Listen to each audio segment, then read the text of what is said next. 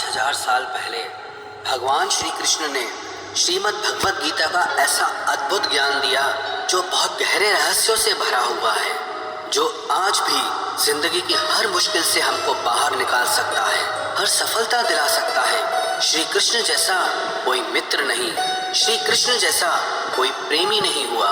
श्री कृष्ण का चरित्र इतना दिव्य और अद्भुत है जिसके बारे में विचार करके आज भी लोग चकरा जाते हैं। आज हम उन्हीं श्री कृष्ण के जीवन और ज्ञान से 11 चीजें सीखेंगे जो हमारी जिंदगी को पूरी तरह बदल सकते हैं। इसीलिए इन बातों को समझने के लिए आपको अंत तक इसे पूरा सुनना चाहिए।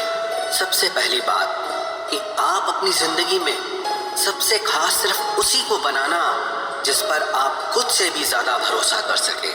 अगर आप किसी ऐसे व्यक्ति को अपना सब कुछ मान लेते हैं जिस पे आप भरोसा नहीं कर सकते, तो विश्वास रखना उससे आपको बहुत दुख पहुंचेगा। ऐसे इंसान से रिश्ता जोड़ के सिवाय दुख के आपको कुछ नहीं मिलेगा। लेकिन अगर आपने अपनी जिंदगी में किसी ऐसे इंसान को सब कुछ माना है जिस पे आप खुद से भी ज्यादा भरोसा करते हो, जो आपके भरोसे के निभाने के लायक हो, सिर्फ ऐसे ही इंसान को अपनी जिंदगी में सबसे खास जगह देनी चाहिए। जब महाभारत का युद्ध शुरू होने वाला था, तब दुर्योधन ने अपनी सेना के सभी योद्धाओं से पूछा कि आप लोग पांडवों की सेना को कितने दिन में समाप्त कर सकते हो। तो भीष्म पितामह ने कहा कि अगर श्री कृष्ण ना हो तो मैं सारी पांडव सेना को 1 महीने के अंदर समाप्त कर दूंगा। यही प्रश्न दुर्योधन ने द्रोणाचार्य से भी किया, कर्ण से भी किया। सबने अपना अपना समय बताया और यही विषय पांडवों की सेना में भी चल रहा था कि आप कौरवों की सेना को कितने दिन में समाप्त कर सकते हो, जिसमें भीष्म, द्रोणाचार्य और कर्ण जैसे योद्धा बैठे हों। तो अर्जुन ने कहा कि मैं पूरी कौरव सेना को भीष्म पितामह, द्रोणाचार्य और कर्ण जितने भी पृथ्वी के योद्धा हैं, मैं उन सबको क्षण भर में हरा सकता हूँ, क्योंकि श्री कृष्ण मेरे साथ हैं। और अगर वो मेरे साथ हैं, विश्व के सारे योद्धा आ जाएं, देवी देवता क्यों ना आ जाएं, पर मैं सबको परास्त कर सकता हूँ अगर श्री कृष्ण मेरे साथ हैं तो। महाभारत का एक और भी प्रसंग है। एक दिन कौरवों ने छल से एक योजना बनाई और अभिमन्यु को सबने मिलकर के छल से मार दिया, और उसका कारण था जयद्रथ। जयद्रथ की वजह से उस तक सहायता नहीं पहुंच पाई। फिर जब अर्जुन को ये पता चला कि अभिमन्यु का वध जयद्रथ के कारण हुआ है, तो उसने प्रतिज्ञा कर ली कि कल सूर्यास्त तक मैं जयद्रथ का वध कर दूंगा, नहीं तो मैं अग्नि समाधि ले लूंगा। और दूसरे दिन कौरवों ने ऐसा चक्रव्यूह रचा कि जयद्रथ को असंख्य सैनिकों के पीछे जाके खड़ा कर दिया। तब श्री कृष्ण ने अर्जुन से पूछा कि तुमने जो प्रतिज्ञा की है क्या सोचकर की है? आज कौरवों ने जयद्रथ को सेना के बिल्कुल अंत में खड़ा कर दिया है, और आज शाम तक तुमको सारे योद्धाओं से लड़कर उस तक पहुंचना है। कैसे सच कर पाओगे अपनी प्रतिज्ञा को? तो अर्जुन भगवान के चरणों में गिरकर कहने लगा कि मैंने जो ये प्रतिज्ञा की है अपने भाइयों के बल पे नहीं की, भीम के बल पे नहीं की। मैंने ये जो प्रतिज्ञा की है अपने शस्त्रों के बल पे नहीं की है, अपनी शक्ति के बल पे नहीं की है। मैंने जो ये प्रतिज्ञा की है आपके बल पे की है। मुझे पूरा विश्वास है कि दुनिया की ऐसी कोई प्रतिज्ञा नहीं है जिसे आप सच नहीं कर सकते। अगर आप मेरे साथ हो तो सारे ब्रह्मांड की सेना सामने क्यों ना खड़ी हो, आप मेरी प्रतिज्ञा जरूर पूरी करेंगे। और उसकी वो प्रतिज्ञा श्री कृष्ण ने पूरी की भी। तो इन कथाओं से हमको ये शिक्षा मिलती है, जीवन में जिसे भी आप सब कुछ मानो वो उसके लायक होना चाहिए, वो इंसान वैसा होना भी चाहिए। हम भरोसा तो बहुत कर लेते हैं पर लोग उसके लायक नहीं निकलते। तो ये शिक्षा हमें अपनी जिंदगी में जरूर अपनानी चाहिए कि जिस पर भी हम भरोसा करें वो उस भरोसे के लायक जरूर होना चाहिए। श्री कृष्ण से दूसरी चीज हमें ये सीखनी चाहिए, मित्रता निभाना, दोस्ती निभाना।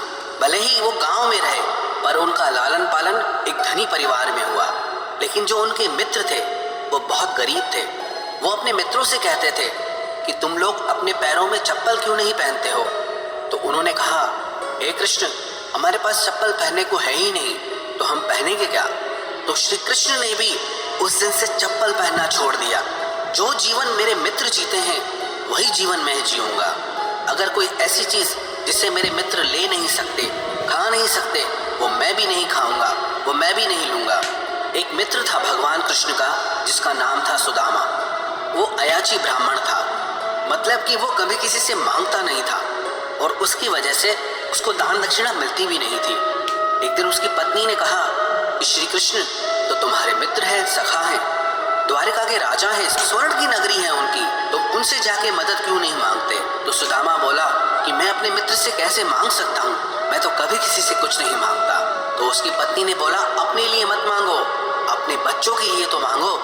जब सुदामा यात्रा करके द्वारिका पहुंचा तो काफी दिन तक वहां पर रहा और इतने दिन तक रहने के बाद भी वो श्री कृष्ण से अपने लिए कुछ मांग ही नहीं पाया। लेकिन श्री कृष्ण उसकी सारी स्थिति समझ गए। जब वो द्वारिका में रह रहा था, उन्होंने अपने लोग भेजकर उसके शहर में उसके लिए सुंदर महल तैयार करवा दिया। काफी दिन रहने के बाद जब सुदामा वापस गया तो वो बहुत खुश था कि मैं श्री कृष्ण से मिल के आया हूँ, पर मन में दुख भी था कि मैं अपने लिए कुछ मांग ही न पाया।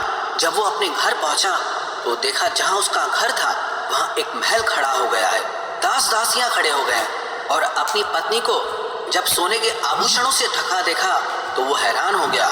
सुदामा कहने लगा कि ये सब आया कहाँ से? बोला ये सब आपके मित्र श्री कृष्ण ने किया है। सुदामा ने कहा मैंने तो कुछ मांगा भी नहीं, मित्र हो तो कृष्ण जैसा जो बिना मांगे ही सब कुछ दे दे। तो दोस्ती निभाना सीखना है तो श्री कृष्ण से सीखना चाहिए।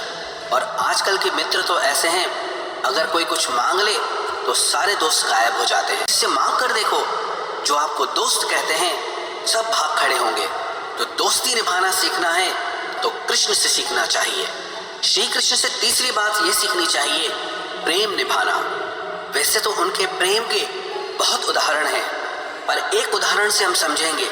श्री कृष्ण द्वारिका के राजा थे, उनसे शक्तिशाली उस समय पर कोई नहीं था, उनसे धनी उस समय पे कोई नहीं था, लेकिन उन्होंने फिर भी अर्जुन का रथ चलाया। वो घोड़ों को पानी पिलाते थे, घोड़ों की सफाई करते थे। आज की भाषा में कहा जाए तो ड्राइवर का काम हो गया। जब पांडवों ने यज्ञ किया था तो वहां पर उन्होंने सारे लोगों की जूठी पत्तलें उठाई थी। वो कहते थे कि अर्जुन मेरो प्राण है और मैं अर्जुन को प्राण, अर्जुन के जीवन से जीवन हमारो है। तो प्रेम निभाना सीखना है तो श्री कृष्ण से सीखना चाहिए। श्री कृष्ण से चौथी बात ये सीखनी चाहिए कि जिंदगी की बड़ी से बड़ी मुश्किल और कठिनाई में भी खुश रहना चाहिए। श्री कृष्ण का तो जीवन जन्म से लेकर ही बहुत मुश्किल रहा। जेल के अंदर तो उनका जन्म हुआ था।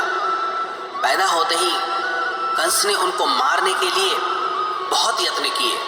हर पल जीवन में उन्होंने मुश्किलों का सामना किया, पर कभी उन्होंने दुख को स्वीकार नहीं किया। जीवन को पूरे आनंद से जिया, पूरी प्रसन्नता से जिया। हमारी लाइफ में थोड़ी सी प्रॉब्लम आती है तो हम हिल जाते हैं। कई बार तो कोई दुविधा होती ही नहीं, सिर्फ दुविधा आने का, दुख आने का डर होता है, चिंता होती है, उसी की वजह से हम परेशान हो जाते हैं। जिंदगी को आप कंट्रोल नहीं कर सकते, परिस्थितियों को आप कंट्रोल नहीं कर सकते, पर परिस्थिति चाहे कैसी भी हो, उसमें खुश रहना है या दुखी रहना है वो आपकी चॉइस होती है। वास्तविकता में दुख और सुख बाहर की चीज है ही नहीं, सब आपके अंदर की चीज है। तो श्री कृष्ण के चरित्र से ये बात जरूर सीखनी चाहिए कि बाहर की परिस्थितियां चाहे कैसी भी हो, लेकिन हमको अंदर से हमेशा खुश रहना चाहिए। श्री कृष्ण के चरित्र से पांचवी बात सीखने वाली ये है कि जो जैसा है उसके साथ वैसा चलो। श्री कृष्ण को भी पता था कि द्रोणाचार्य, भीष्म ये लोग धर्मात्मा लोग हैं, लेकिन वो अधर्म के पक्ष में खड़े हैं। तो अगर वो अधर्म के पक्ष में खड़े हैं तो वो भी अधर्मी हुए, और जो अधर्मी है उसका नाश जरूरी है। और उन्होंने सिर्फ षड्यंत्र किया, छल किया, तो उनको श्री कृष्ण ने भी छल से ही समाप्त किया। मर्यादा उसके सामने दिखाओ जो मर्यादा जानता हो, इज्जत उसको दो जो इज्जत को समझता हो। कई बार हम उन लोगों को इतनी ज्यादा अहमियत देते हैं, इज्जत देते हैं, कदर करते हैं जिन्हें उसकी वैल्यू होती ही नहीं है। और कई बार जो इंसान गलत होता है हम उसको कुछ कहते ही नहीं है, चुपचाप सहते रहते हैं।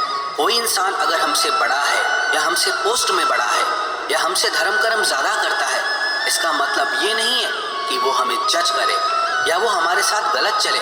अगर कोई आपके साथ गलत चलता है तो वह मर्यादा काम नहीं आती है। इसलिए श्री कृष्ण के चरित्र से ये जरूर सीखना चाहिए कि जो इंसान जैसा है उसके साथ वैसा चलो। दुष्ट के साथ ज्यादा अच्छा चलोगे तो भी वो आपके साथ अच्छा नहीं चलेगा। लेकिन जो आपके साथ अच्छा है, भलाई करता है, उसके साथ आप कभी बुराई मत करो। आप भी उसके साथ हमेशा अच्छा चलो। श्री कृष्ण के चरित्र से छठी बात हमें ये सीखनी चाहिए कि कभी किसी को खोने से मत डरो। जब महाभारत का युद्ध समाप्त हो गया, तब श्री कृष्ण को लगा कि जो मेरे वंशज है, जो यादव हैं, वो इस समय पृथ्वी पे सबसे ज्यादा शक्तिशाली हैं। उन्हें कोई मार नहीं सकता। तो गांधारी के शाप को माध्यम बना के अपने ही वंश को आपस में लड़वा के खत्म कर दिया। इतनी बड़ी जो सोने की द्वारिका नगरी बनाई थी, वो पूरा महल वापस समुद्र में डूब गया। उनका सारा वंश ही खत्म हो गया और खुशी खुशी उन्होंने उसे स्वीकार किया। अपनी ब्रज भूमि से श्री कृष्ण को बहुत प्रेम था, लेकिन जब जरूरत पड़ी तो क्षण भर में उसका त्याग कर दिया। सबसे प्रेम किया, पर जब जहां त्याग की बात आई, छोड़ने की बात आई, तो उन्होंने कभी देर नहीं की। ऐसे ही जब हम चीजों से चिपक जाते हैं, किसी को खोने से डरते हैं, तब वो चीजें हमारे लिए मुसीबत बन जाती हैं। कुछ चीजों को पकड़े रहना हमें बहुत तकलीफ देता है। कुछ खोने का डर हमारी जिंदगी की खुशी छीन लेता है। जब आप किसी को खोने से डरते हैं ना, तो एक तो पक्की बात यह है कि उस चीज को खोने के चांसेस बहुत बढ़ जाते हैं। लेकिन जब आपके अंदर किसी चीज को खोने का डर खत्म हो जाता है, तब आप खुद बादशाह बन जाते हैं। फिर आपको परवाह ही नहीं रहती। इसीलिए श्री कृष्ण के चरित्र से ये बात जरूर सीखनी चाहिए कि हमें कभी भी किसी चीज को खोने से नहीं डरना चाहिए। सातवीं बात श्री कृष्ण से हमें ये सीखनी चाहिए कि आपको जो कुछ भी जिंदगी में चाहिए, उसके लिए आपको खुद मेहनत करनी होगी और कोई नहीं आने वाला आपकी भलाई करने। श्री कृष्ण ने अर्जुन से कहा, उद्धरेदात्मनात्मानम नात्मानम अवसादयेत। गीता का ये उपदेश है कि हे अर्जुन, कि तुझे अपनी भलाई खुद ही करनी होगी। अपने लिए कुछ अच्छा खुद ही करना होगा। यही इस दुनिया का कड़वा सच है। हम लोगों को अपना सहारा मान लेते हैं, उनसे उम्मीद लगा बैठते हैं कि ये हमारी मदद करेंगे, मुसीबत में काम आएंगे, मुश्किल वक्त में काम आएंगे, पर वो सच नहीं होता है। वो लोग आपके मुश्किल वक्त में कभी काम नहीं आते हैं जिनसे आप सबसे ज्यादा उम्मीद लगाते हो। इसलिए आप खुद को ही इतना मजबूत बनाओ कि आपको कभी किसी के सहारे की जरूरत ना पड़े। सहारा हमेशा कमजोर लोग लेते हैं। जिनके अंदर शक्ति होती है, वो अपना सहारा खुद बनते हैं।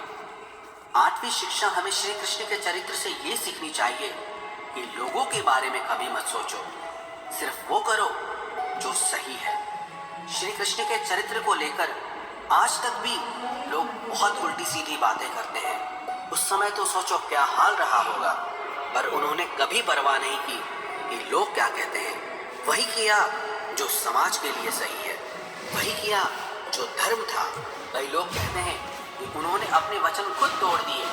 जहां उनके भक्तों की रक्षा की बात आई, तो उन्होंने कहा मुझे मेरे वचन की कोई परवाह नहीं है। जहां धर्म की रक्षा करनी है, अधर्म को नष्ट करना है, वह मेरा वचन कोई मायने नहीं रखता।